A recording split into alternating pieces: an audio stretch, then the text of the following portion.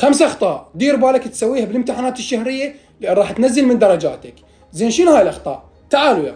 اولا دير بالك تهمل الامتحان الشهري وتقلل من عنده وتقول يلا بعدين اعوض، خاصة أول شهر كلش مهم بالإعفاء وبالوزاري، فضروري تجيب بيه درجة عالية على مود تكون انطلاقتك صحيح. ثانياً دائماً خلي الأولوية للامتحان الشهري، يعني إذا عندك تحاضير وامتحان شهري فاقرأ الامتحان الشهري حتى إذا تعوف التحاضير أو تقراها بشكل بسيط، لأن الامتحان هو الأهم. ثالثاً لا تروح للامتحان إذا ما تمتحن نفسك بالبيت، حتى تشوف الأخطاء اللي ممكن توقع بيها هنا وتختبر نفسك وما تكرر هاي الأخطاء بيوم الامتحان. رابعاً لا تقرأ المادة مرة واحدة، خاصة إحنا بعدنا بداية السنة والمواد بعدنا ما حافظيها زين، فضروري تراجعها مرتين على الاقل حتى تضبطها وتسيطر على الامتحان. خامسا لا تسوي نفسك ستاج وتراجع قبل الامتحان ب5 دقائق، لان هاي الطريقه غلط وراح تخليك تتوتر وترتبك وتحفظ شيء وتنسى شيء ثاني، فضروري نعوف المراجعه قبل ربع ساعه من بدايه الامتحان. وبس هاي، لا تنسون تتابعوني وانضموا على قناه تيم ستاج بالتليجرام، هذا معرف القناه، واي سؤال عندكم اكتبوا لي